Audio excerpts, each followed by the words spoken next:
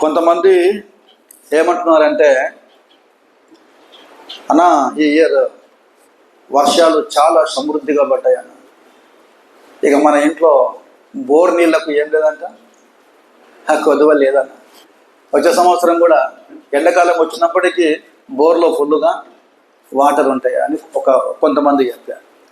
ఇంకొంతమంది ఏం చెప్పారంటే, నాకు అంటే మనుషుల యొక్క ఆలోచనలు చెప్తున్నాను. మనుషుల యొక్క ఆలోచన, నేను ఇబ్రాహీంపట్నం వెళ్ళినప్పుడు అక్కడ కొంతమంది ఏమన్నారంటే, సార్ ఎందుకు సార్ వర్షాలు ఎక్కువగా హైదరాబాద్లోనే పడుతున్నాయి, మా ఇబ్రాహీంపట్నంలో వర్షాలు పడవచ్చు కదా, ఎందుకంటే ఇబ్రాహీంపట్నంలో పొలాలు ఎక్కువగా ఉన్నాయి కాబట్టి హైదరాబాద్లో పడే వర్షాలు ఇబ్రాహీంపట్నంలో వర్షాలు సమృద్ధిగా పడితే ఇబ్రాహీంపట్నంలోని పంటలు ఏమవుతాయి, సమృద్ధిగా పండుతాయి. అంటే ఆయన ఎవరి కోసం వేస్తున్నాడు? ఎవరి కోసం వేస్తున్నాడు? వర్షానికి దేవుని కోసం వేస్తున్నాడు. అక్కడ పడే వర్షాలు ఇక్కడ పడవచ్చు కదా పాస్టర్ గారండి. కానీ ఇంకొందరు ఏమంటారు అంటే, వర్షం పడకపోతేనేమో వర్షం రాలేదు అని చింతిస్తుంటారు. మళ్ళీ వాళ్ళే ఏమంటారు అంటే, దేవుడు కనికరించి ఒక 5 రోజులు కంటిన్యూస్లీ వర్షము అలాగే కంటిన్యూస్లీ వర్షం పడుతూ ఉంటే ఏమంటాం మనం? ఈ వర్షం ఎప్పుడు తగ్గుతుందో ఏమో అన్నీ మనమే అంటాం కదా. చూడండి, మన ఆలోచనలకు అంతు లేదండి. కానీ దేవుని వాక్యములో ఈ జకరయ్య ప్రవక్త ఏమంటున్నాడంటే, దేవుని స్వాస్యాన్ని, దేవుని ప్రజల్ని జ్ఞాపకం చేసుకొని, అయ్యా మీరు ప్రార్థన చేయండి, అయ్యా మీరు దేవుణ్ణి వేడుకోనండి, అయ్యా మీరు దేవునికి విజ్ఞాపన చేయండి, మీరు దేవునికి ప్రార్థన చేయండి. ఎందుకు మీరందరూ దేవునికి ప్రార్థన చేయాలంటే, ఆకాశం నుండి ఏం పడాలంట? వర్షాలు పడాలి. ఆకాశం నుండి తొలకరి వాన వర్షము సమృద్ధిగా పడాలి. ఆ పడిన తర్వాత పైరు కానివ్వండి, పొలము కానివ్వండి, సమృద్ధిగా ఏం చేయాలి? పండాలి. ఆ వర్షము ద్వారా ప్రతి వాని చేనులోని పైరు మొలిచినట్లు, దేవుడు మెరుపులు కుమరించినట్లు, ఉరుములు కుమరించినట్లు అలా మీరు ప్రార్థన చేయండి అని ప్రవక్త అయిన జకరయ్య ఎవరితో మాట్లాడుతున్నాడు? దేవుని ప్రజలతో మాట్లాడుతున్నాడు, యూదా ప్రజలతో మాట్లాడుతున్నాడు. ఇక క్వశ్చన్ ఏంటంటే, ఎందుకు జకరయ్య ప్రవక్త వర్షం పడాలని, సమృద్ధిగా వర్షం పడాలని, భూమి మీద ఉన్న పంటలన్నీ సమృద్ధిగా పండాలంటే, మీరందరూ సంతోషముగా ఆనందముగా ఉండాలంటే వర్షము కొరకు ప్రార్థన చేయమని ఎందుకు చెప్పాడు జకరయ్య ప్రవక్త యూదా ప్రజలతో, ఇశ్రాయేల్ ప్రజలతో? ఎందుకు చెప్పాడు? క్వశ్చన్ అండి. కానీ ఈ ఒక్క వచనంలోనికి వెళ్ళడానికి ముందు కొంచెము జకరయ్య గురించి విందాం మనం. జకరయ్య ఎవరి కుమారుడు అంటే, బెరాక్యా కుమారుడు. జకరయ్య గారికి తాత ఉన్నాడు. నన్ను గమనించండి. జకరయ్య గారికి తాత ఉన్నాడు. ఆ తాత పేరు ఇద్దోకు. ఏం పేరు పేరు? ఇద్దోకు. జకరయ్యను మాటకు అర్థమైందంటే, యెహోవా మొర వినును. జకరయ్య పుట్టినప్పటి నుండి దేవుడు ప్రవక్తగా ఉండుటకు, యాజకునిగా ఉండుటకు దేవుడు ఎవరిని పిలిచాడు? జకరయ్యను పిలిచాడు. మీకు తెలుసా, జకరయ్య ఎవరితో సమకాలీకుడు అంటే, జకరయ్య ఎవరితో కలిసి పరిచయం చేశాడంటే, హగ్గాయితో కలిసి పనిచేశాడు. హగ్గాయి ప్రవక్త. హగ్గాయి గ్రంథంలో ఏ సందర్భాలు ఉంటాయో గమనించండి. జకరయ్య గ్రంథంలో కూడా ఏముంటాయి బిడ్డ? ఆ సందర్భాలే ఉంటాయి, అదే విషయాలే ఉంటాయి. కానీ జకరయ్య గ్రంథం మనం బాగా ఆలోచన చేస్తే 722 క్రీస్తు పూర్వము 722 క్రీస్తు పూర్వము ఈ ఇశ్రాయేలు అందరూ కూడా అష్షూరు చెరలోనికి వెళ్తారు. కొంచెం చరిత్ర చెప్తున్నాను నేను.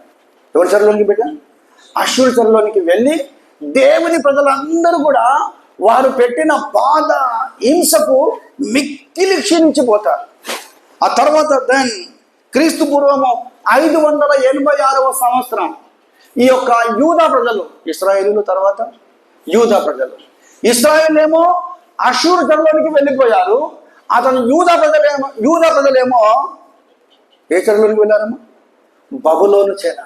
నెబుకద్నెజర్ కింద ఆయన బానిసత్వంలో ఉండి మిక్కిలి క్షీణదశకు వచ్చారండి. చాలా దుఃఖపడుతున్నారు, చాలా బాధపడుతున్నారు. అయితే వీళ్ళందరూ ప్రార్థన చేస్తున్నారు. ఏమని ప్రార్థన చేస్తున్నారంటే, యేసుక్రీస్తు ప్రభువా, లేకుంటే దేవా, మమ్ములను అష్షూరు చెర నుండి విడిపించుము, మమ్ములను బబులోను చెర నుండి విడిపించుము అని ప్రార్థన చేస్తే దేవుడు ఒక్క ఆయనకు జాలి కలిగించాడు. ఒక్క వ్యక్తికి జాలి కలిగించాడు. ఎవరమ్మా వ్యక్తి? ఒక్క వ్యక్తికి జాలి కలిగించాడు. ఆ ఒక్క వ్యక్తి ఎవరంటే పారసికపు రాజైన కోరేష్. దేవుడు అతనికి దయ పుట్టించిన తర్వాత 70 సంవత్సరాల తర్వాత, చూడండి, 70 సంవత్సరాల తర్వాత ఈ కోరేషు ఆజ్ఞ ఇచ్చాడు. ఏమని ఆజ్ఞ ఇచ్చాడంటే గమనించండి. యూదా ప్రజలారా, మీరందరూ తిరిగి యూదా దేశానికి వెళ్ళిపోండి. మీరందరూ తిరిగి ఏ దేశం వెళ్ళిపోవాలమ్మా? యూదా దేశానికి వెళ్ళిపోండి, యెరూషలేమునకు వెళ్ళిపోండి, సియోనుకు వెళ్ళిపోండి. వెళ్ళిపోయిన తర్వాత మీరు ఏం చేయాలంటే పడిపోయిన యెరూషలేము మందిరాన్ని తిరిగి మీరు ఏం చేయాలి? కట్టుకోండి అనగానే గమనించండి, 70 సంవత్సరాల తర్వాత అందరూ కూడా బబులోను నుండి అందరూ బయలుదేరుతున్నారు. బయలుదేరుతున్న సమయంలో తెలుసా ఎంతమంది వచ్చారు? 50,000 మంది వచ్చారండి. ఆ 50,000 మందిలో ఎవరున్నారు? ఇప్పుడు చెప్పండి, ఎవరున్నారు? జకరయ్య ఉన్నాడు. జకరయ్య జన్మించింది బబులోనులోనే. సో 50,000 మంది అలాగే యెరూషలేమునకు వచ్చిన తర్వాత తెలుసా ఏం జరిగింది? వర్షాలు లేవు. యెరూషలేము దేవాలయం పూర్తిగా పాడైపోయింది, శిథిలమైపోయింది. వర్షాలు లేవు, వానలు లేవు, ఉరుములు లేవు, మెరుపులు లేవు. అందరూ బాధపడుతున్నారు, అందరూ దుఃఖపడుతున్నారు, అందరూ కన్నీరు కారుస్తున్నారు. వర్షాలు విడు, ఏమి చేయాలి? కొన్ని ఏళ్ల తర్వాత, 70 ఏళ్ల తర్వాత తాత ముత్తాత పితరులందరూ ఏమైపోయారు బిడ్డ?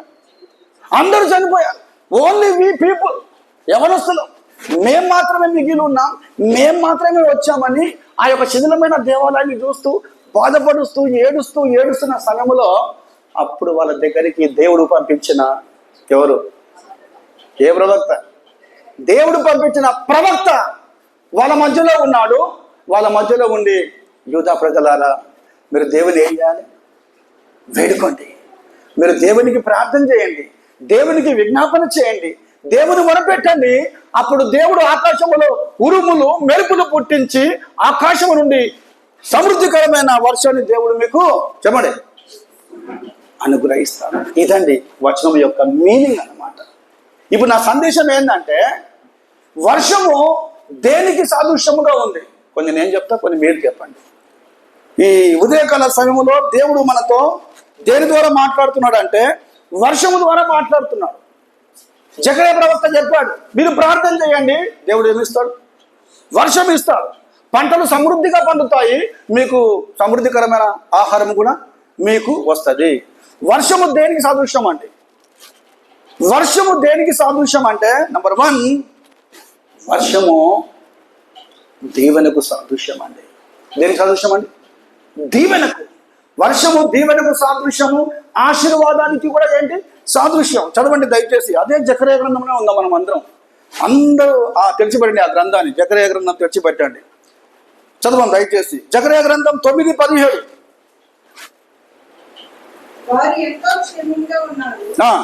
ఎంతో సొగసుగా ఉన్నారు, ధాన్యము చేత యవనులను, కొత్త ద్రాక్షారసము చేత యవన స్త్రీలను వృద్ధి నొందుదురు. రైట్. సో వర్షము విస్తారముగా పడిన తర్వాత ధాన్యము కూడా ఏమవుతుంది బిడ్డ? అభివృద్ధి చెందుతుంది. వర్షము వాన విస్తారముగా పడిన తర్వాత ధాన్యము మాత్రమే అభివృద్ధి కాదండి, ధాన్యముతో పాటు ఏ తోటలు ఫలిస్తాయి? ఎగ్జాక్ట్లీ, వెరీ గుడ్ సోనా, బల చెప్పినావు. ద్రాక్ష తోటలు ఫలిస్తాయి. ఎప్పుడైతే విస్తారమైన ధాన్యం వస్తుందో, ఎప్పుడైతే విస్తారమైన ద్రాక్ష తోటలు ఫలిస్తాయో, అక్కడ ఏముందంటే ఏది 10వ వర్షం కదమ్మా, 17 అక్కడ, యవనులను క్రొత్త ద్రాక్షరసము చేతను యవన స్త్రీలను ఏమంట వృద్ధి పొందుతారు. క్రొత్త ధాన్యము చేత, క్రొత్త ద్రాక్షరసము చేత యవనులు కానివ్వండి, యవన రాళ్ళు కానివ్వండి, కుమారులు కుమార్తెలు కానివ్వండి, వాళ్ళందరూ ఏమందుతారంటమ్మా? ఏమందుతారు? వృద్ధి చెందుతారు. దాన్ని ఇంకో మాట చదువుతాం. వర్షము దేవుని దీవెనకు సాదృశ్యం. జకర్యా గ్రంథం 8:17.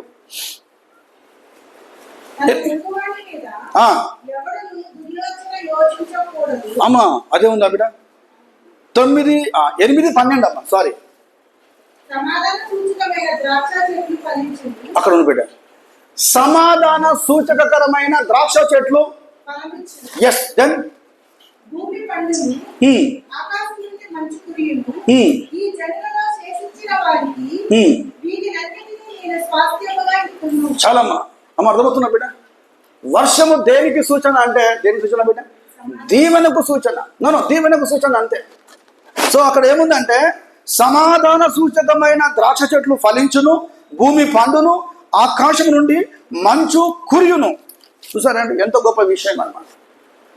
అంటే ఆత్మీయముగా మనం బాగా గమనిస్తే వర్షము విస్తారముగా పడినప్పుడు, వర్షము సమృద్ధిగా పడినప్పుడు పంటలు పండుతాయి. ఆ తర్వాత ద్రాక్ష తోటలు కూడా విస్తారముగా పండుతాయి. కానీ దానితో పాటు ఇంకా మనకు ఆత్మీయంగా ఏమొస్తుందంటే తెలుసా? విస్తారమైన వర్షం వచ్చినప్పుడు మరొక ఆత్మ సంబంధమైన దీవెన ఏంటంటే వాటి ద్వారా జ్యోతమ్మ చెప్పినట్టు సమాధానం వస్తుంది, వాటి ద్వారా మనకు సంతోషం వస్తుంది, వాటి ద్వారా ధైర్యం వస్తుంది. ఏమొస్తుందమ్మ? ధైర్యం. ఒక్క సెకండ్ దేవుడు ఒకే ఒక సెకండ్ అది ఒక నిమిషం ఈ వర్షాకాలం అంతా కూడా వర్షము స్టాప్ చేస్తే మనం ఎవరం గుడికి రాం. ఎస్, ఎందుకంటే నీళ్ళు లేకపోతే ఏం చేస్తాం? దాస్తాను మనం. నీళ్ళు లేకపోతే మనం ఏం చేయలేం. మీకు తెలుసా ఎంతోమంది స్థలాలు కొని ఫ్లాట్లు కొని బోర్ వేసిన తర్వాత నీళ్లు పడకపోతే ఇల్లు కట్టడమే స్టాప్ చేశారు.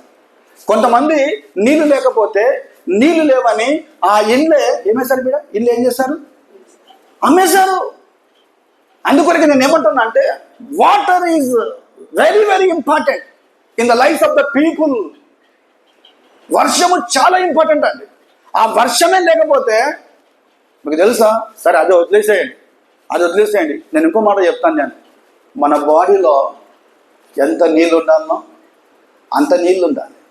ఓకే, మన బాడీలో ఎంత నీళ్ళు లేకుండా అంటే క్వాంటిటీ వాటర్ లేకుండా మన బాడీలో వాటర్ తగ్గిపోయినప్పటికీ మనకు రోగాలు వస్తాయి.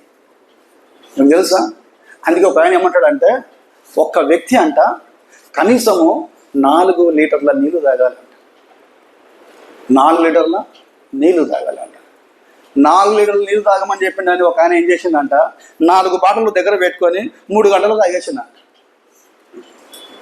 4 బాటిల్ల నీళ్లు ఉదయం మొదలుకొని రాత్రి వరకు ఏం చేయాలి? తాగాలి. ఈయన ఏం చేసిండు? ఆయన చెప్పిండని వరుసగా పెట్టుకొని 4 బాటిల్ తాగేసాడు. 4 బాటిల్ల నీళ్లు తాగిన వెంటనే వాని లోపల ఏం జరిగింది తెలుసా? ఎవరు చెప్తారన్నా? ఏం జరిగింది తెలుసా? చక్కెర వచ్చి కింద పడిపోయాడు దూరం వెళ్ళిన తర్వాత. అంటే మన బాడీలో సోడియం ఉంటుంది. ఈ వాటర్ ఏం చేస్తుంది అంటే సోడియం ఏం చేస్తుంది? డిసాల్వ్ చేస్తుంది. ఉప్పు డిసాల్వ్ చేస్తుంది. అందుకొరకే నీరు ఎంత తాగాలి అంతనే తాగాలి. ఇంకోటి నీరు ఎక్కువ తాగినా సోడియం తగ్గిపోయి మన కిడ్నీలు కూడా ఏమైపోతాయి? పాడైపోతాయి. అంటే నేను వాటర్ ఒక ఇంపార్టెంట్ చెప్తున్నాను నేను. సో దేవుని బిడ్డలారా, వర్షము దేనికి గుర్తు అంటే దేవుని దీవెనకు గుర్తు. జకరయ్య ప్రవక్త చెప్పినట్లు ఈ ప్రజలందరూ కూడా ఆయన మాట విన్నారు, దాన్ని ప్రార్థన చేశారు. ప్రార్థన చేయటం వలన దేవుడు వారికి వర్షాన్ని ఇచ్చాడు. వాళ్ళందరూ హ్యాపీగా ఉన్నారు. నేను ఇంకో మాట చెప్పనా? బైబిల్ ఒక మాట ఉంది, నీవు నీరు కట్టిన తోట వలెను ఎల్లప్పుడూ ఉబ్బుకుచుండు, నీటి ఊట వలెను ఉండేదవు. చూసారండి, పడే వర్షం వేరు, పైనుండి పడే వర్షం వేరు, ఆత్మ సంబంధముగా సమాధానము, సంతోషము, ధైర్యం వేరు. కానీ మన వరకు వచ్చే వరకు దేవుడు ఏమంటున్నా అంటే కర్మేలు ఎంపీ సంగమా, నువ్వు నీరు కట్టిన తోట వలె ఉంటావు. ఒక తోట పచ్చగా పారాలి అంటే, ఒక తోట పచ్చగా ఏరులు మొదలుకొని వేర్లు మొదలుకొని పచ్చగా ఉండాలంటే కంటిన్యూస్లీ నీళ్ళు ఏం కావాలి? నీళ్లు పారాలి. సో దేవుడు ఏమంటుడు, నీవు నీరు కట్టిన తోట వలెను ఎప్పుడు ఉబ్బుకుచుండు. 2 ఎగ్జాంపుల్స్ ఉన్నాయండి. ఒకటి నీరు కట్టిన తోట, రెండవది ఎప్పుడు ఉబ్బుకుచుండు నీటి ఊట. చూసారా అండి దాని బిడ్డారా? ఒక తోట పచ్చగా ఉండాలంటే దానికి వాటర్ కావాలి. నీళ్లు ఎప్పుడు రావాలి అంటే ఊట ఉండాలి. అంతే కదండి, ఊట ఉండాలి. కానీ దేవుని వాక్యములో ఆత్మ సంబంధముగా, శరీర సంబంధముగా నీకు నీళ్లు ఎంత అవసరమో, లుక్ అట్ మీ ప్లీజ్, శరీర సంబంధముగా నీకు నీళ్ళు ఎంత అవసరమో ఆత్మ సంబంధముగా కూడా నీకు ఏం కావాలి? నీళ్లు కావాలి. శరీర సంబంధంగా నీళ్ళు బాగా తాగండి దయచేసి. నేను మళ్ళీ చెప్తున్నాను, నేను మీరు నీళ్ళు ఎంత తాగితే అంత మంచిది మీ ఆరోగ్యానికి. చాలామంది నీళ్ళు తాగరు. ఒక పాస్టర్ గారు పదే పదే నా సంఘములో అందరూ ఆరోగ్యంగా ఉండాలంటే ఆయన ఇదే మాట చెప్తారన్నమాట. సో శారీరకముగా నీ బాడీ యాక్టివ్గా ఉండుటకు నీరు ఎంత అవసరమో ఆత్మీయముగా నీవు అభివృద్ధి చెందుటకు కూడా ఆత్మ సంబంధమైన నీరు కూడా చాలా ప్రాముఖ్యం. తెలుసా అండి? ఏ ఆత్మ సంబంధమైన నీరు అంటే సమరేశ్వరి ఏసై దగ్గరికి వచ్చినప్పుడు, ఏసై దగ్గరికి వచ్చినప్పుడు శరీర సంబంధమైన నీటి గురించి ఏసయ్య మాట్లాడి ఆత్మ సంబంధమైన నీళ్ళు కూడా ఇచ్చాడండి. బైబిల్ చూడవాకండి, ఆత్మ సంబంధమైన నీళ్ళు.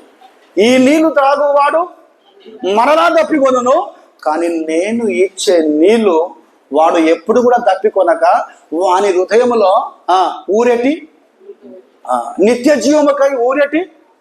చదవండి, మీరు ఏమో చెప్తున్నారు నాకు. 4:13 లీనక దేశం చదవక తొందరగా.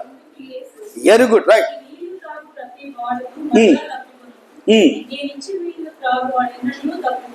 రైట్ అండి.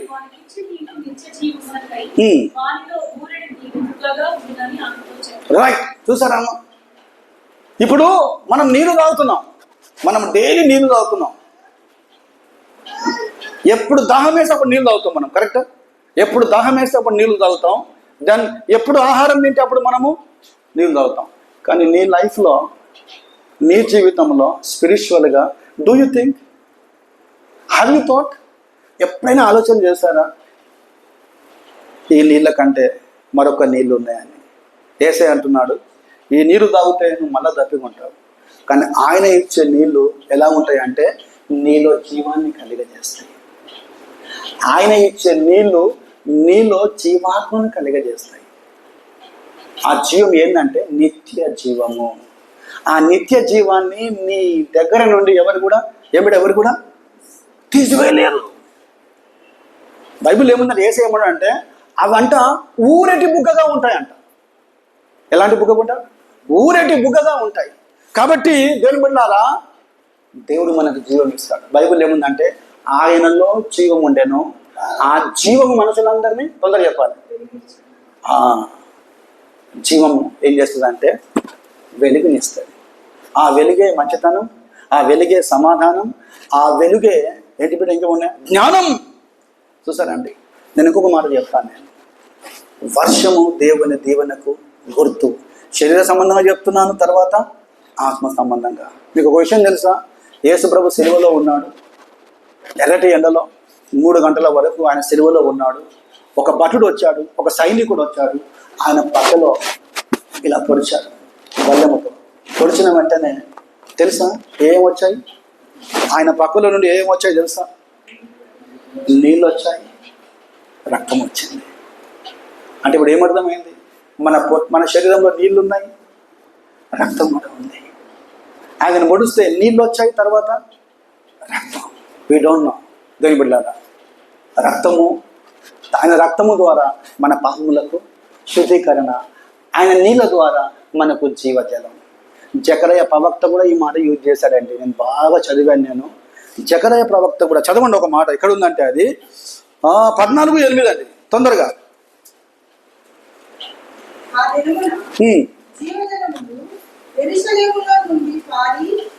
చాలమ్మా ఒక మాట చాలమ్మా. ఆ దినమున ఏంటివమ్మా ఏం పారుతాయంట? అబ్బా ఎంత మాట, ఏం పారుతాయమ్మా గట్టిగా చెప్పండి.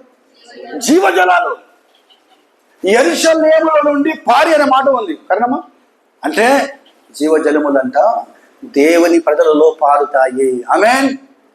ఆ జీవజలములు నీలో పారాలి, నాలో కూడా పారాలి.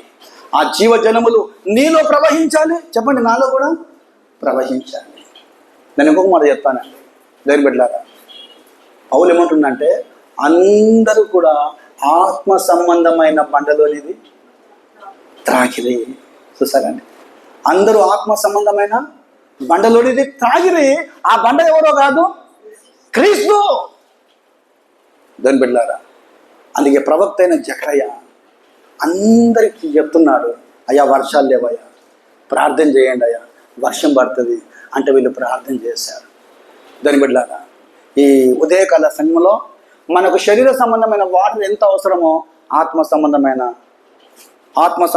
చెప్పండి, వాటర్ కూడా మనకు అంత అవసరం. మీరు ఎప్పుడు నీళ్లు తాగినా గుర్తుపెట్టుకోండి, జీవజలము నీలో ప్రవహించాలి. అందుకే పాట పాడతాం కదా, ఏ నదినమ్మా? చాలమ్మా, జీవనదిని నా హృదయంలో. అది పాడవరకే ఉంటుంది, అది పాడవరకే ఉంటుంది. జీవనదిని నా హృదయంలో ప్రవహింపజేయమయ్యా. బయటికి పోయిన తర్వాత జీవనదిని నా హృదయంలో స్టాప్ చేయమయ్యా. చెప్తున్నానండి, దేవుని వాక్యం మనం చురుకుగా వినాలి, మనం జ్ఞానం కలిగి వినాలి, మనము ఆనందం కలిగి వినాలండి. దేవుని వాక్యంలో తెలుసా, ఎవరెవరు ఈ దీవెన కొరకు, వర్షముతో కూడిన దీవెన ఆశీర్వాదం కొరకు ఎవరెవరు ప్రార్థన చేశారంటే, యాకోబు ప్రార్థన చేశాడు, ప్రభువా నాకేం కావాలి? దీవెన కావాలి. ఆ తర్వాత అక్స అడిగింది, ఎవరిని అడిగింది? అక్స తనని అడిగింది, అయ్యా నాకు దీవెన కావాలి. ఆ తర్వాత యోసేపు కూడా అడిగాడు. ఎవరి కొరకు అడిగాడమ్మా? తన కుమారుల కొరకు అడిగాడు, నాయనా నా కొడుకును ఏం చేయాలి? నువ్వు దీవించాలి. చూసారా అండి? అమ్మా, నువ్వు లోక సంబంధముగా దీవెనకరముగా ఉండాలి, ఆత్మ సంబంధంగా కూడా నీలో జీవజలాలు ఏముండాలి? ప్రవహించాలి. అది ఒకటో విషయం. రెండవది ఈ వర్షము దేనికి గుర్తు అంటే, ఒకటి ఏం చెప్పాను నేను, వర్షము దేవుని దీవెనకు సాదృశ్యముగా ఉంది. రెండవది వర్షము దేనికి సాదృశ్యం అంటే, మీకు అర్థమైందో చాలండి, దేనికి సాదృశ్యం? దేవుని ఆత్మకు సాదృశ్యం. వర్షము కూడా పైనుంచి వస్తుంది, దేవుని ఆత్మ కూడా పైనుంచి వస్తుంది కాదు, వస్తాడు. అది మనకు కావాలి. వర్షము దేవుని ఆత్మకు సాదృశ్యముగా ఉంది, లేకపోతే వర్షము పరిశుద్ధాత్మకు సాదృశ్యం అండి. చదవండి దయచేసి 12:1. ఇంతసేపు అమ్మ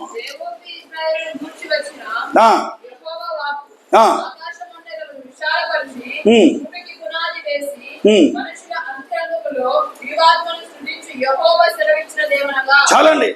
చూసారండి, పరిశుద్ధాత్మ ఎలాంటిదంటే, పరిశుద్ధాత్ముడు మనకు ఏ ఆత్మని ఇస్తాడమ్మా? జీవాత్మను ఇస్తాడు. అంత నన్ను జాగ్రత్తగా చూడండి, జీవాత్మను ఇస్తాడు. మనలో ఏముంది? జీవాత్మ ఉంది. నేను తర్వాత చెప్తా, ఇంకా మనలో ఏమున్నాయని చెప్పి తర్వాత చెప్తాను నేను. సో ప్రవక్త అయిన జకరయ్య ఈ దేవుని స్వాస్థ్యమును జ్ఞాపకం చేసుకొని, గుడ్, మీరు ప్రార్థన చేస్తున్నారు, ఎక్సలెంట్, ప్రార్థన చేస్తున్నారు మీరు. వర్షము దేవుని దీవెనకి ఏ విధంగా సాదృశ్యముగా ఉన్నదో, మీరు ఎలా దీవెన పొందుతున్నారో మీలో కూడా ఏముండాలమ్మా? ఎవరు ఉండాలి? జీవాత్మ ఉండాలి అని వాళ్ళకి ఎక్స్ప్లెయిన్ చేస్తున్నాడు అండి. ఇంకో మాట చదువుదాం, అదే జకర్యా గ్రంథం 12:10.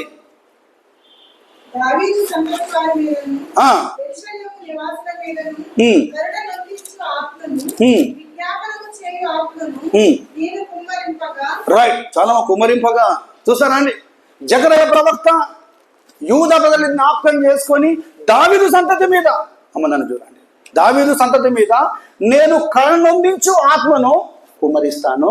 ఆ తర్వాత ఇంకా ఆత్మ బిడ్డ, విజ్ఞాపనము చేయు ఆత్మను నేను ఏం చేస్తాను? ఎవరి సంతతి మీద అమ్మా? దావీదు సంతతి మీద, దావీదు స్వాస్థ్యం మీద, దేవుని ప్రజల మీద. ఇక్కడ మీరు అందరూ ఎప్పుడైనా ఆలోచన చేశారా?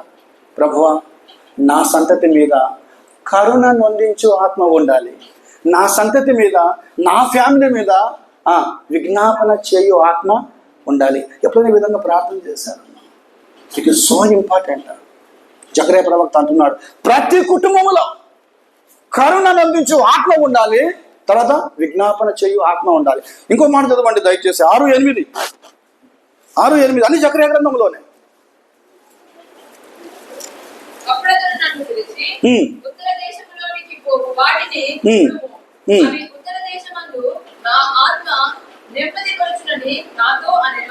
ఏ ఆత్మ బిడ్డ అది?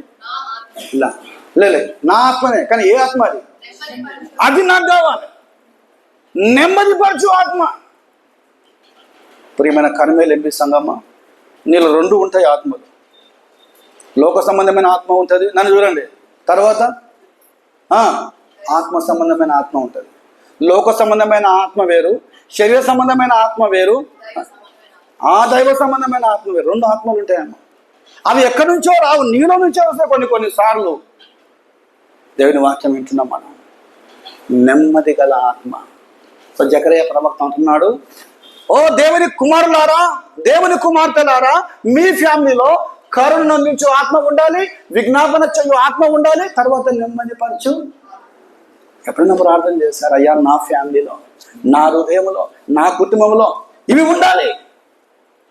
Every believer has to pray like that. Even వ్యక్తిగతం కూడా ప్రార్థన చేయాలమ్మా. మీకు తెలుసా, యోవేలు గ్రంథంలో చదవద్దులేండి. యోవేలు గ్రంథంలో ఏముందంటే, యోవేలు 2:28 చదవద్దు 2:28 ఏముందంటే, మనుషులందరి మీద నేను నా ఆత్మను ఉందా బిడ్డ? ఆ మాట ఎలా కుమరిస్తారంట? తొందరగా చెప్పాలి. ఎలా కుమరిస్తారు బిడ్డ? వర్షము వలె మనుషులందరి మీద నా ఆత్మను కుమరిస్తాను.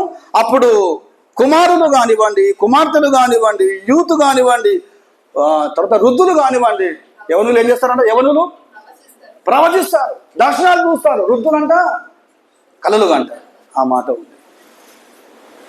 మీకు ఏమర్థమైందేమో కానీ నాకైతే ఏమర్థమైందంటే, మనము ఏ రోజుల్లో ఉన్నామంటే అంత్య రోజుల్లో ఉన్నాం. ఏ రోజుల్లో ఉన్నామండి? మనం అంత్య దినాల్లో ఉన్నాం. ఓకే, యవనులు ఏం చూస్తారంట? దర్శనాలు చూస్తారు, ప్రవచిస్తారు. వృద్ధులు ఏం చేస్తారంట? మన కర్మేలెంబి సంఘం ఎప్పుడు కూడా దేవుని ఆత్మ చేత మనము వివేచించే వారముగా ఉండాలండి. కొందరు ఏమంటారంటే, ఏం పాస్టర్ అయ్యా, ఈ మధ్య ఎక్కువగా పరిశుద్ధాత్మ పరిశుద్ధాత్మ పరిశుద్ధాత్మ అనే వర్డ్ ఎక్కువగా మీరు ఉపయోగిస్తున్నారు. మేము ఇంతవరకు ఎంతమంది పాస్టర్లు వచ్చారు, కానీ ఈ వర్డ్ ఉపయోగించలేదు, ఈ మాట ఉపయోగించలేదు. కానీ మీరు పరిశుద్ధాత్మ అనే మాట ఉపయోగిస్తున్నారు. మాకు మంచిగా అనిపిస్తుంది, మాకు కూడా దేవుని భయం కలుగుతుంది. అసలు పరిశుద్ధాత్మను ఈ విధంగా కూడా మాట్లాడతాడా? అందుకే నా ప్రసంగంలో, నేను ప్రసంగం చేయడానికి ముందు ఏం చేస్తాను కూడా, నేను ఫస్ట్ ఏం చేస్తాను? ఎవరు సహాయం కోరుతాను? నేను పరిశుద్ధాత్మని సహాయం. మీకు తెలుసా అమ్మా? మీకు తెలుసా పరిశుద్ధాత్ముడు ఎలా ఉంటాడు? పరిశుద్ధాత్ముడు ఎలా ఉంటాడు? అదర్వైజ్ పరిశుద్ధాత్ముని నువ్వు ఏ విధంగా గుర్తుపడతావు? పరిశుద్ధాత్ముడు ఎలా ఉంటాడు? పరిశుద్ధాత్ముని ఏ విధముగా గుర్తుపడతావు? పరిశుద్ధాత్ముడు ఎలా నువ్వు గుర్తుపడతావంటే, ఒకసారి రాత్రికాల సమయంలో, ఏ సమయంలో బిడ్డ? రాత్రికాల సమయంలో ఒక వ్యక్తి యేసయ్య దగ్గరికి వచ్చాడు. ఎవరైనా ఏం చెప్పారు బిడ్డ? God bless you. నికోదేముకి వచ్చిందా? నికోదేము దగ్గరికి వచ్చిన తర్వాత ఇదంతా మనకు తెలుసు. యేసయ్య ఏం చెప్పిందంటే, గాలి ఎక్కడి నుంచి రావడము, ఎక్కడి నుంచి వస్తుందని చదవండి. ఆ మాట బాగుంటుంది. యోహాను సువార్త 3:8 త్వరగా. యోహాను సువార్త 3:8.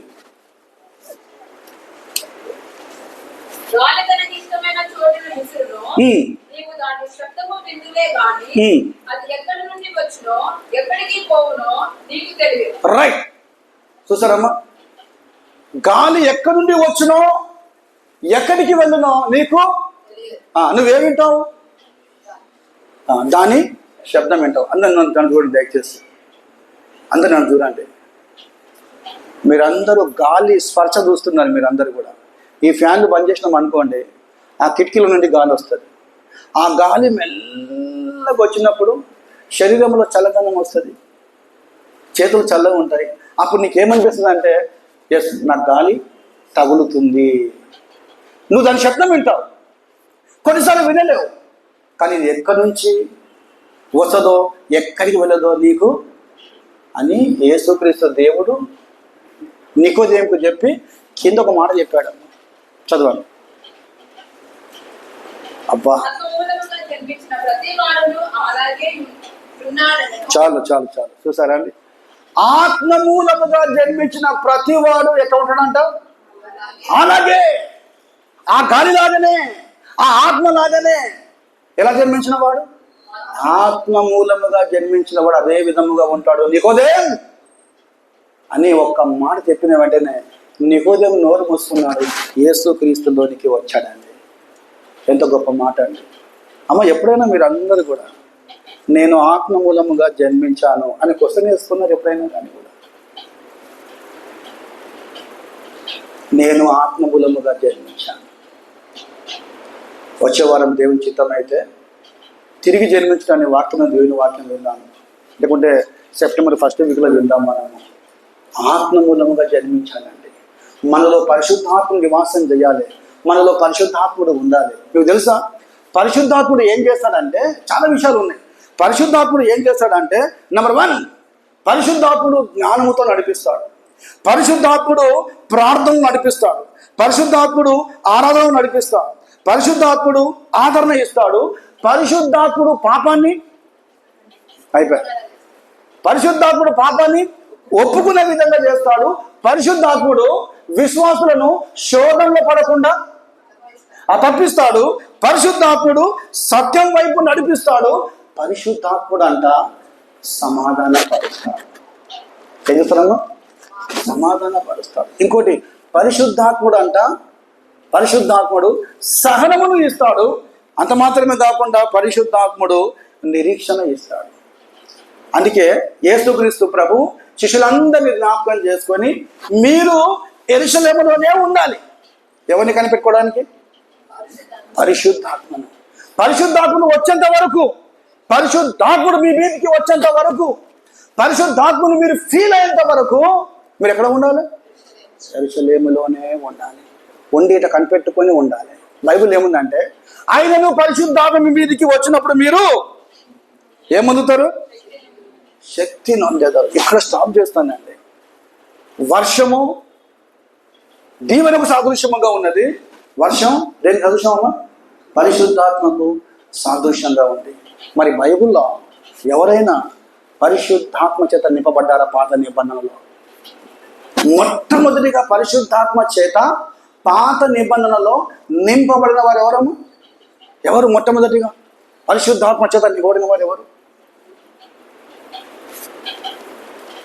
నేను చదివినంత వరకు, నాకు తెలిసినంత వరకు, మోషే మాట్లాడాడు అన్ని విధాలుగా. మోషే మీద దేవుని ఆత్మ దిగి వచ్చాను. కానీ విశ్వాసుల విషయంలో పరిశుద్ధాత్మ ఎవరి మీద దిగి వచ్చాడంటే, అవన్నీ కరెక్టే. కానీ నేను చెప్పేది ఆదికాండం నుంచి. చదవండి దయచేసి, చూద్దాం ఎవరు చదువుతారు. నిర్గమకాండం 31:3-5. నిర్గమకాండం 31:3-5. నిర్గమకాండం.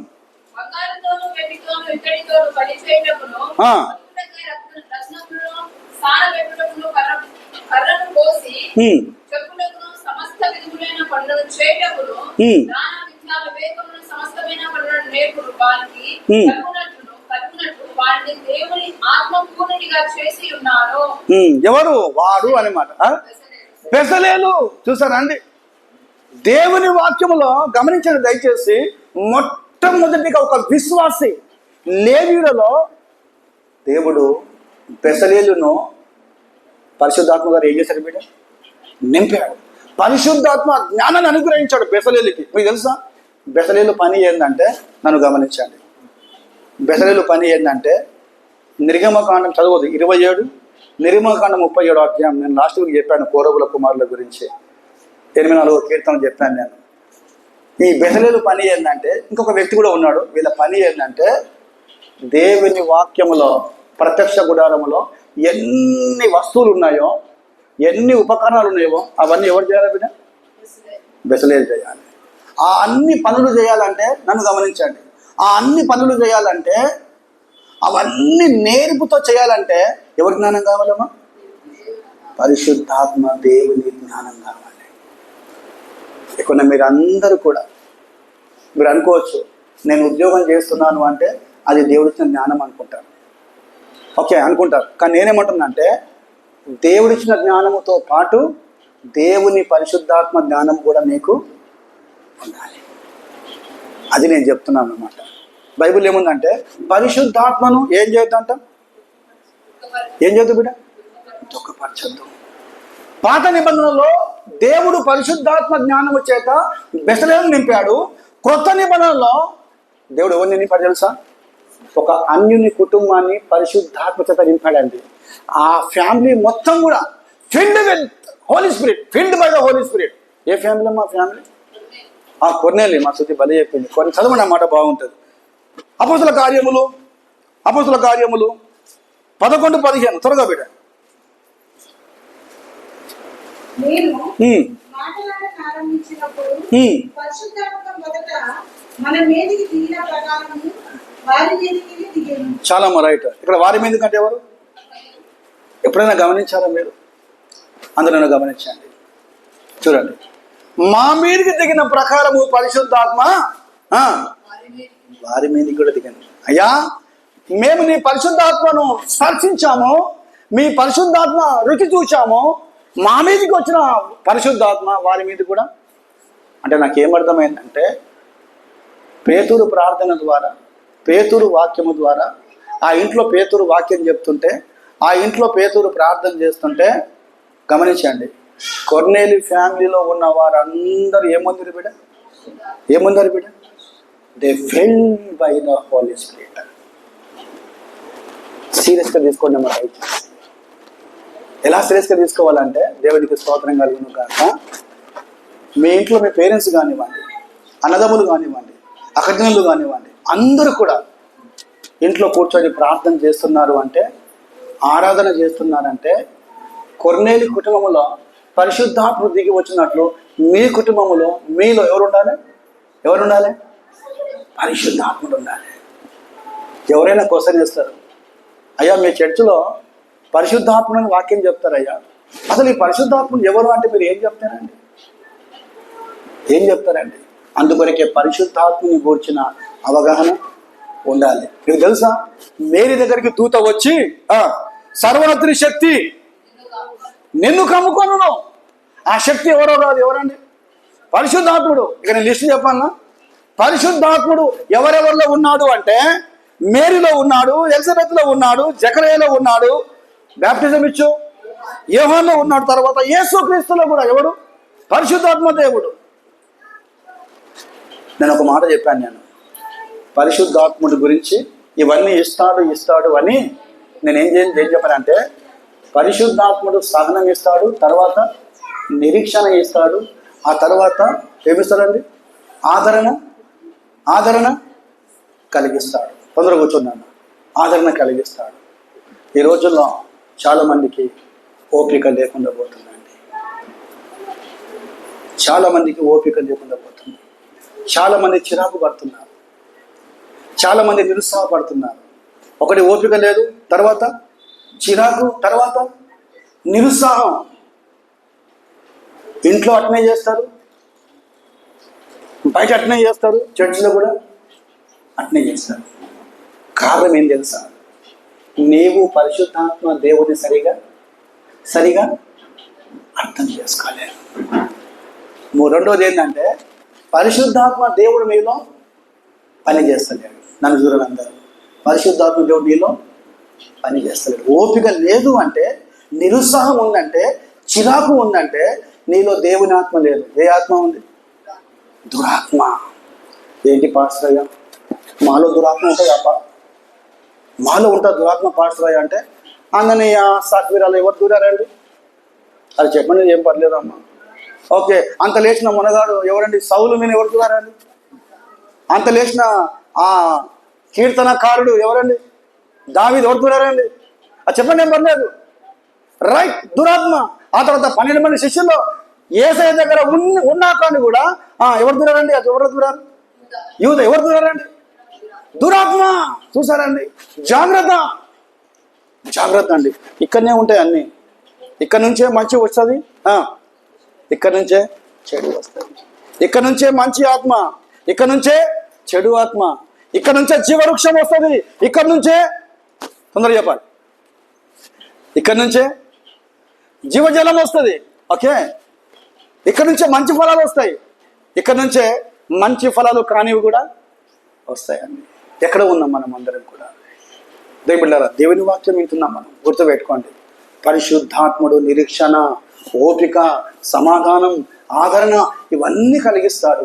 మనం పరిశుద్ధాత్మని మనము అర్థం చేసుకోవాలి. అందుకే వర్షం దీవెనకు సాదృశ్యం.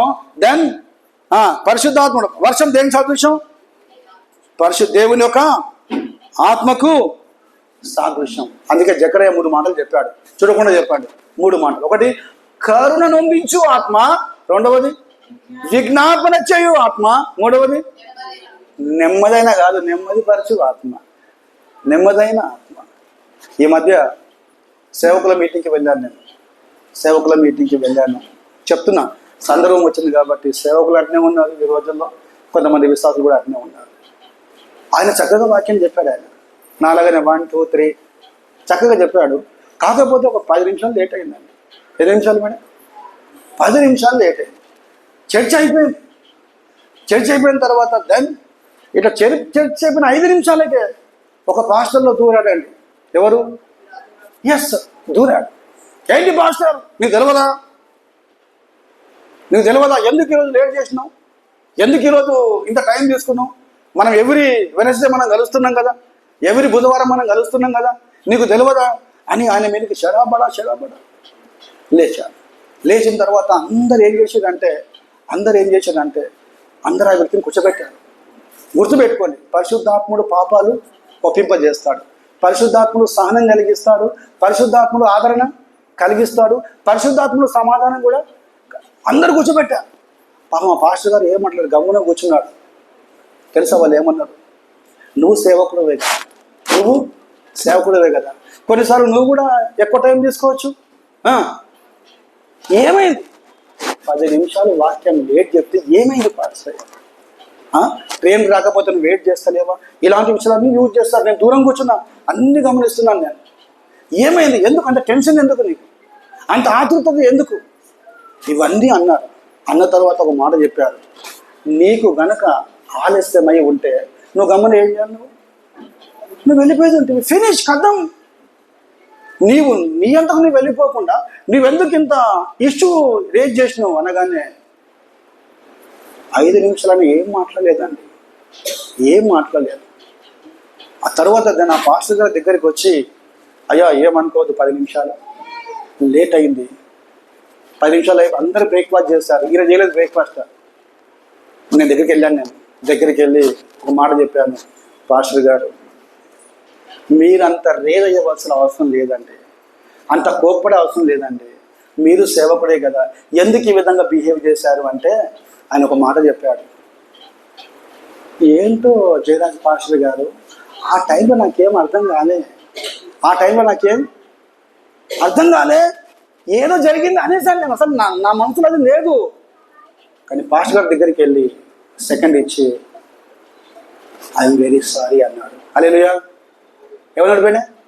I'm very sorry, I'm wrong అంటే పరిశుద్ధాత్మ దేవుడు తన తప్పును ఏం చేశాడు? ఒప్పింపజేశాడు. అందుకే మనం చాలా ఆలోచన చేయాలి. దాని మూడవది చూపిస్తాను. మూడవదిగా వర్షము దేవుని దీవెనకు సాదృశ్యం, వర్షము పరిశుద్ధాత్మకు దేవుని ఆత్మకు సాదృశ్యం. మూడవది వర్షము దేనికి సాదృశ్యం అంటే, ఉన్నారని చెప్పేవారన్నా? వర్షము దేనికి సాదృశ్యం అంటే జకరియా ప్రవక్త చాలా చక్కగా చెప్పాడు, వాళ్ళందరికీ చక్కగా చెప్పాడు. వర్షము దేనికి సాదృశ్యం అంటే not only blessing of God, not only spirit of God, but దేనికి సాదృశ్యం అంటే వర్షం అంట దేనికి సాదృశ్యం అంటే వర్షము దేవుని వాక్యానికి సాదృశ్యం అంటే. దేనికి బిడ్డ? దేవుని వాక్యానికి, దేవుని వాక్కుకు సాదృశ్యం, దేవుని మాటకు సాదృశ్యం. అవునా పాస్టర్? వర్షము దేవుని వాక్యానికి సాదృశ్యమా? జకరియా అంటున్నాడు. చదవండి 1:13.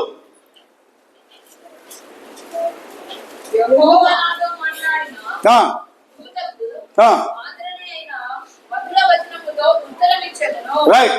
ఏ వచనాలు అంటమ్మా? దేవుని మాటలు ఎట్లా ఉంటాయంట? దేవుని మాటలు ఎలా ఉంటాయి? దేవుని వాక్కులు ఎలా ఉంటాయి? దేవుని మాటలు అంట, దేవుని వాక్కులు మధుర వచనాలు.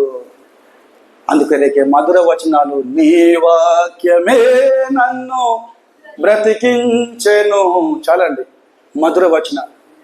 దేవుని వాక్యం మధుర వచనాలు. దేవుని వాక్యం అంట చాలా మధురం.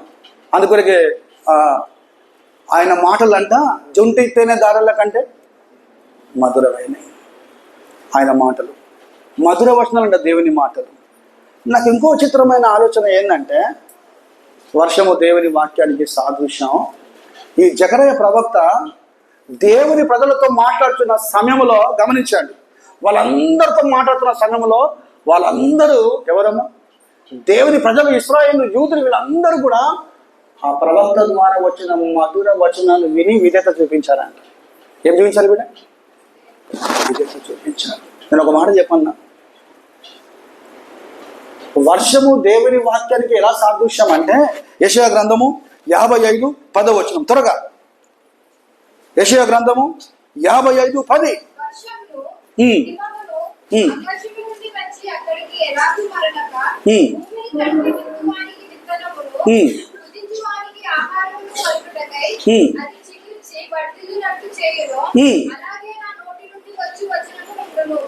వెరీ గుడ్ బిడ్డ, చాలా బాగుంది కదా. అండర్లైన్ చేసుకోండి దయచేసి.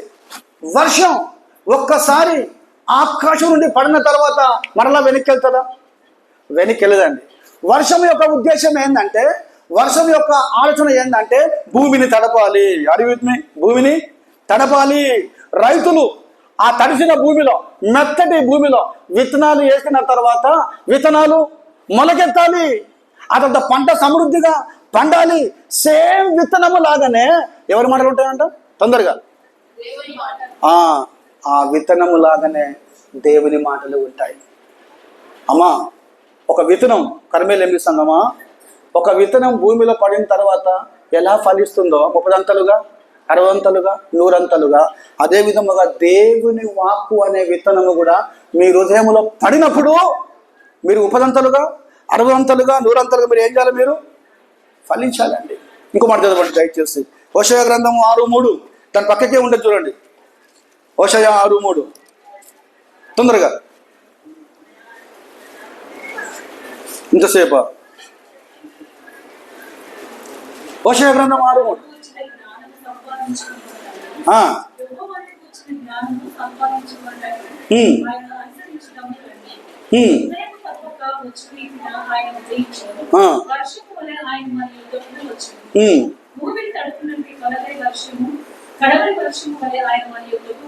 రైట్. తొలకరి వర్షము వలె, కడవరి వర్షం వలె ఏ విధముగా సూర్యుడు ఉదయిస్తాడో ఆయన మన మధ్యకు, తొందరగా ఆయన మన మధ్యకు వచ్చును. లీనక చదివిన ఆ మాట జకర్యా గ్రంథం 10వ అధ్యాయం 1వ వచనం సేమ్ అదే విధంగా ఉంటుంది. సో ఆయన మన యొద్దకు వచ్చును. ఇక్కడ నేను వాక్యం స్టాప్ చేస్తానండి. దాన్ని పెట్టారా, నేను ఏం చెప్తానంటే, వర్షము దేవుని వాక్కుకి ఎట్లా ఉంది బిడ్డ? సాదృశ్యంగా ఉంది. దేవుని వాక్యములో ఎవరైనా దేవుని వాక్యము విని మార్పు పొందిన వారు ఉన్నారా? తొందరగా. సేమ్ ఇదే విధముగా దేవుని వాక్యము విని మార్పు పొందిన వారు ఎవరైనా ఉన్నారా అంటే, మొట్టమొదటిగా జకర్యా ప్రవక్త తన నోటితో వాక్యం అనే మధురమైన మాటలు చెప్పినప్పుడు ఇశ్రాయేలుకి అందరికీ ఏమొచ్చింది బిడ్డ? మార్పు వచ్చింది. ఇంకా దేవుని వాక్యములో ఒక నపుంసకుడు ఫిలిప్పు గారు చెప్పిన ప్రసంగాన్ని బట్టి ఏమొచ్చిందమ్మా? జస్ట్ దేవుని వాక్యం. యెషయా గ్రంథము 53వ అధ్యాయం చెప్పిన వెంటనే ఈ నపుంసకునికి మార్పు కలిగింది, బ్యాప్టిజం తీసుకున్నాడు. ఇంకో దగ్గర లుదియా కూడా దేవుని వాక్యం విన్న వెంటనే, ఆ తర్వాత జక్కయ్య కూడా దేవుని వాక్యం విన్న వెంటనే, చివరిగా ఈవెన్ సమరయ స్త్రీ కూడా విన్న తర్వాత కూడా దేవుని వాక్యం విన్న వెంటనే. అమ్మ, వాక్యం ముగించబోతున్నాను నేను. వీళ్ళందరూ కూడా దేవుని వాక్యం విన్న వెంటనే వాళ్ళ హృదయంలో ఏమొచ్చింది? మార్పు వచ్చింది. అందుకని ఏమంటారు అంటే, వర్షము దేవుని వాక్యానికి ఎట్లా ఉంది? సూచనగా ఉంది. ఆది యందు వాక్యం ఉండెను, ఆ వాక్యము దేవుడై ఉండెను, ఆ వాక్యము దేవుని వద్ద ఉండెను, ఆ వాక్యమే కృపా సత్య సంపూర్ణుడుగా మన మధ్యలో నివసించాను. నా హృదయం ఎంత సంతోషంగా ఉందంటే, ఈ మధ్య నేను వచ్చినప్పటి నుండి చాలామంది హృదయాలలో, కర్మేల్ ఎంబీ సంఘస్థుల హృదయాలలో దేవుని వాక్యం చక్కగా పనిచేస్తున్నాడు. దేవుడు తన వాక్యం ద్వారా కార్యం చేస్తున్నాడు. ఎలా కార్యం చేస్తున్నాడు అంటే, నేను పేర్లు చెప్పాను. కొంతమంది సిస్టర్స్ వాళ్ళకు ఆపద వచ్చినప్పుడు, ఇరుకులు వచ్చినప్పుడు, ఇబ్బందులు వచ్చినప్పుడు, లాస్ వచ్చినప్పుడు ఇది మా ఫ్యామిలీలో ఎందుకు జరిగింది అన్న లాస్ వచ్చినప్పుడు నేను వాళ్ళ దగ్గరికి వెళ్ళి ప్రార్థన చేస్తే తెలుసా వాళ్ళు ఏమన్నారు? పాస్టర్ గారు, మేము ఇంత ధైర్యం కలిగి ఎందుకున్నామంటే, ఇంత హ్యాపీగా ఎందుకున్నామంటే మీరు చెప్పిన కొన్ని ప్రసంగాలు. ఒక సిస్టర్ అయితే యోబును జ్ఞాపకం చేసింది. నేను పేర్లు చెప్పాను. ఒక సిస్టర్ యోబును జ్ఞాపకం చేసి, అయ్యా నేను ఈ స్థితి చూసినప్పుడు, నేను ఈ విషయాలు చూసినప్పుడు ఏడ్చుకుంటా. ఈ విషయాలు చూసినప్పుడు ఆ సిస్టర్ ఏం చెప్పిందంటే, యోబును జ్ఞాపకం చేసుకున్నా అని వాక్యం ద్వారా ధైర్యం పొందిందండి. చాలామంది మన సంఘంలో కొందరు ఏమంటున్నారంటే, సార్ నేను లేకున్నా పర్వాలేదు, అయ్యగారు నేను లేకున్నా పర్లేదు, కానీ మీరు మంత్లీ వన్స్ మా కుటుంబాన్ని మీరు దర్శించండి. చూసారా అండి? సేమ్ చక్రయ్య లాగానే, సేమ్ చక్రయ్య. దేవుడి వాక్యం ఇలా ఉందో, నేను ఉన్నా పర్లేదు సార్, మీరు మా ఇంటికి రండి, మీరు మా ఇంటికి వచ్చి ప్రార్థన చేయండి. ఇంకో సిస్టర్ ఏమన్నదంటే, చెప్తున్నాను, ఈ మధ్య ఆ సిస్టర్ చాలా బాధలు వచ్చాయి పాపం. బాధ వెనుక బాధ. నేను ఆ సిస్టర్తో మాట్లాడుతుంటే ఆ సిస్టర్ ఏం చేసింది, నా దగ్గరికి వచ్చి ఫ్రైడే నేను వాక్యం చెప్పాను. నేను అన్నా, నేను చాలా దుఃఖంలో ఉన్నాను, నేను చాలా బాధలో ఉన్నాను, నాకు ఆదరణ లేదన్నా అని ఆ సిస్టర్ నా దగ్గరికి వచ్చి ఈరోజు క్లుప్తంగా వాక్యం చెప్పారన్న, కానీ 2 మాటలు ధైర్యం ఇచ్చాయి. నేను చాలా హ్యాపీగా ఉన్నాను. అసలు నేను ఏమైపోతామో అని అనుకున్నాను నేను, కానీ నన్ను మీరు ధైర్యపరచాలన్న వాక్యం ద్వారా. అన్ని బాధలు ఉన్నప్పటికీ అన్న మా ఇంట్లో మీరు ప్రార్థన పెట్టండి, అన్న మీరు మా ఇంట్లో అదండి. అప్పుడు నేను అనుకున్నాను, నేను పరిశుద్ధాత్మ దేవుడు దేని ద్వారా పనిచేస్తున్నాడు? వాక్యము ద్వారా. అప్పుడు నాకు సంతోషం అనిపించింది. దేని బిడ్డారా, వాక్యం మన హృదయంలో పని చేయాలి, పరిశుద్ధాత్ముడు మన హృదయంలో పని చేయాలి, దీవెన కూడా మన హృదయంలో ఏం చేయాలి? పని చేయాలి. 3 పైనుంచే వచ్చాయి. 1 వర్షం పైనుంచే వచ్చింది, తర్వాత స్పిరిట్ పైనుంచే వచ్చింది, తర్వాత వాక్యం పైనుంచే. 3 పైనుంచే. అవి భూ సంబంధమైన కావండి, అవి ఏ సంబంధమైన? పరలోక సంబంధమైన. తెలియబడ్డారా? వర్షము దేనికి సూచన అంటే ఈ 3 విషయాలు చెప్పాను. ఆ రోజుల్లో జకరయ్య ప్రవక్త వాళ్ళ మధ్యలో ఉండి పరిచర్య చేశాడు. దేవుని సేవకునిగా పరిచర్య చేసి వర్షము గురించి ఈ 3 మాటలు చెప్పినప్పుడు వారు వెంటనే విధేయత చూపించారు, తగ్గింపు చూపించారు, విశ్వాసం చూపించారు. దేవుడు వాళ్ళ కుటుంబాలలో కార్యం చేశారు. సేమ్ ఆ రోజుల్లో అలా జరిగింది. ఈ రోజుల్లో దైవ సేవకులను నా ద్వారా దేవుడు నాతో మాట్లాడుతున్నాడు. ఈ విషయాలను కర్మేలేని విషయాన్ని తెలియజేయాలని. మీకు తెలుసా, వాళ్ళు ఈ 3 చేసిన తర్వాత గొప్ప రిజల్ట్ చూశారండి. నా ప్రతి ప్రసంగంలో ఇదే ఉంటుంది. ఆ 3 చేశారు. ఎస్, దీవెన చూశారు, పరిశుద్ధాత్ముడి గురించి విన్నారు, వాక్యముల గురించి విని గొప్ప రిజల్ట్ చూశారమ్మ. చూద్దామా రిజల్ట్ చూద్దాం ఒకసారి. జకరియా గ్రంథం చదవండి. గొప్ప రిజల్ట్ 12:8. 12:8 జకరియా గ్రంథం. గట్టిగా ఆ కాలమున యెహోవా యెరూషలేము నివాసులకు సంరక్షకుడుగా ఉండెను. ఆ కాలమున వారిలో శక్తిహీనులు దావీదు వంటి వారుగాను, దావీదు సంతతి వారు దేవుని వంటి వారుగాను, పిల్లల దృష్టికి యెహోవా దూతల వంటి వారుగాను ఉండును. అబ్బా, ఎంత బాగుంది కదమ్మా వాగ్దానం. ఈ వారమంతా దేవుడు ఇచ్చే వాగ్దానం ఇది. మీకు అండర్లైన్ చేసుకోండి దయచేసి. సో దేవుడు జకరియా ప్రవక్త ద్వారా మనకి శ్రేష్టమైన వాగ్దానం ఇచ్చాడు. ఇప్పుడు నేను చదువుతా, వినండి. నేను ఎలా చదువుతానంటే జ్యోతిష్ఠర్లుగా కాకుండా నేను వేరేగా చదువుతాను. నేను 12:8 అమ్మా, రైట్. 12:8 ఎక్కడ? రైట్. ఇప్పుడు నేను చదువుతాను. నేను ఈ కాలమున, అమ్మ నీదే కాలం అమ్మా, రైట్, ఓకే. ఈ కాలమున అందరు దృష్టి పెట్టుకుంటే దయచేసి. ఎన్నో 8 కదమ్మా. ఒక ఈ కాలమున యెహోవా జెరూషలేం కర్మేలు కదా, ఓకే. కర్మేల్ నివాసులకు ఎలా ఉంటుందంట? సంరక్షకుడుగా నుండును.